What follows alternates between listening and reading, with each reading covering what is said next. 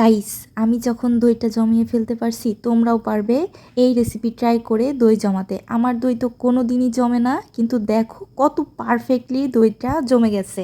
মাত্র 10 মিনিটে 1 কাপ গুঁড়া দুধ দিয়ে আমি এই রকম একটা পারফেক্ট দই বানিয়ে নিয়েছি বাসাতেই। তো চলো শুরু করি। এই রকম 1 কাপ গুঁড়া দুধ নিয়ে নিয়েছি, এর মধ্যে দিয়েছি 3 কাপ লিকুইড দুধ। দুধটা আমি একদম ফ্রিজের ঠান্ডা দুধ ব্যবহার করেছি। তারপর সবগুলোকে একসঙ্গে মিক্স করে নিয়েছি যেন কোনো বাবলস না থাকে। তো এই পর্যায়ে আমি এক সাইডে এটা রেখে দেব। এবার আমি একটা ক্যারামেল তৈরি করে নিব। তার জন্য এখানে ফার্স্টে 1/2 কাপ, তারপর 1/4 কাপ চিনি দিয়ে তার মধ্যে কিছুটা পানি দিয়ে আমি একটা সুন্দর কালারের ক্যারামেল তৈরি করে নিয়েছি।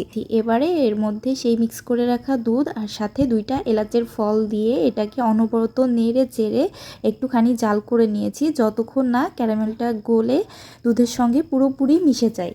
ঠিক এই পর্যায়ে গ্যাসের ফ্লেমটা অফ করে অনবরত নেড়ে চেড়ে দুধটাকে আমি ঠান্ডা করে নিব।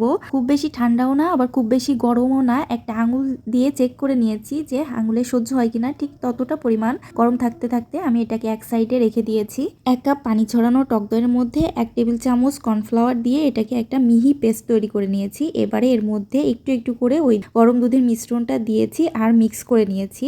একটা হ্যান্ড উইক্সের সাহায্যে অনবরত নেড়ে চেড়ে দইয়ের মিশ্রণটাকে আমি মিক্স করে নিয়েছি। খুব ভালোভাবে মিক্স করতে হবে যেন কোনো প্রকার বাবলস না থাকে, তাহলে কিন্তু দইটা জমবে না।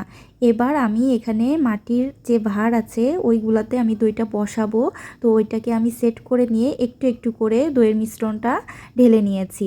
আপনারা চাইলে যে কোনো প্লাস্টিক বা স্টিলের বাটিতেও দইটা বসাতে পারবেন। এই দইটা যে কোনো বাটিতেই বসে যাবে। বাকি মিশ্রণটুকু একটা প্লাস্টিকের দইয়ের বাটিতে ঢেলে নিয়েছি। একটা কড়াইয়ে পানি গরম করে তার মধ্যে দইটাকে ভাপিয়ে নিব। তার জন্য সবগুলো দইয়ের পাত্র আমি কড়াইয়ের মধ্যে দিয়ে একটা ঢাকনা দিয়ে 10 মিনিটের মতো ভাপিয়ে নিয়েছি। 10 মিনিট পর দেখেন কতটা পারফেক্টলি দইটা জমে গেছে। দেখেন উল্টা করে দেখাচ্ছি, কোনোভাবেই পড়ছে না। এই দইটা এত পারফেক্টলি জমে, আপনারা একবার হলেও ট্রাই করে দেখতে পারেন। আমি সাথে সাথেই কেটে দেখাচ্ছি।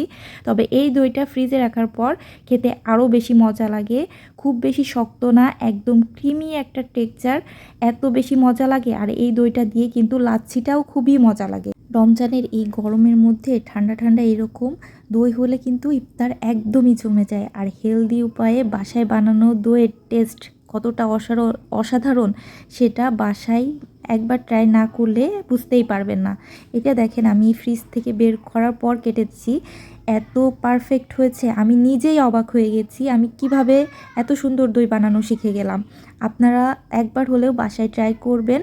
আর যদি বাসায় ট্রাই করেন তাহলে অবশ্যই আমাকে জানাতে ভুলবেন না। আর রেসিপিটি ভালো লাগলে অবশ্যই শেয়ার করে টাইমলাইনে রেখে দিতে পারেন।